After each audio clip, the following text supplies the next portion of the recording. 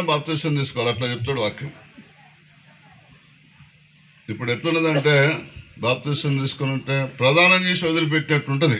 పెళ్లి చేయరుగా, చెప్పండి.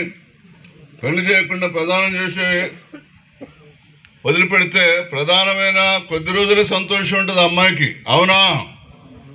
తర్వాత ఉంటుందా? 2 ఏళ్ళు అయింది ఉంటుందా? 3 ఏళ్ళు అయింది ఉంటుందా? 4 ఏళ్ళు అయింది ఉంటుందా?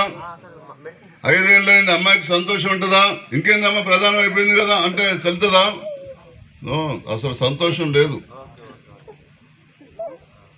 సంతోషం ఎక్కడ ఉంటుందంటే నువ్వు రోజు అక్కడ రాసి ఉంటుంది 16వ కీర్తనలో 11వ వచనంలో, జీవమార్గములో నీవు నాకు తెలియజేసేదు, నీ సన్నిధిని సంపూర్ణ సంతోషం కలదు, నీ కుడి చేతిలో రోజు సుఖమే.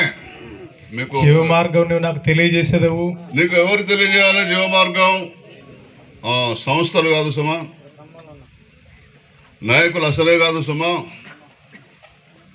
దావీదు అంటాడు, జీవమార్గములు నాకు నీ సన్నిధిని సంపూర్ణ సంతోషము కలదు, నీ కుడి చేతులు నిత్యము సుఖములు. రోజు సుఖపడచ్చండి, మీరు నమ్మండి. భార్య దగ్గర సుఖం ఉండదు, భర్త దగ్గర సుఖం ఉండదు, డబ్బు దగ్గర సుఖం ఉండదు, కారులో సుఖం ఉండదు, 2 వీలర్లో సుఖం ఉండదు, మంచి బట్టల్లో టైలో సూటు బూటులో సుఖం ఉండదు. వింటున్నారా? ఆస్తి ఉంటే సుఖం ఉండదు, సంపద ఉంటే సుఖం ఉండదు. వింటున్నారా? సుఖం ఎక్కడ ఉంటుందంటే జీవమార్గాలు తెలిసిన వారు రోజు ప్రత్యక్షత కలిగి ఆ ప్రత్యక్షతను అనుసరించి నడిస్తే సుఖపడతారు.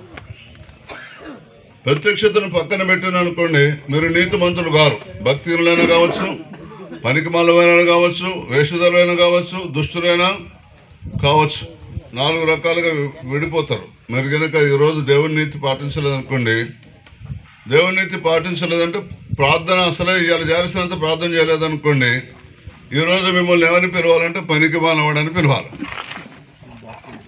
ఒకరు నేను ప్రార్థన చెప్పాను, నేను కూడా పనికిరాను, నేను కూడా పనికి మాలవాడినే.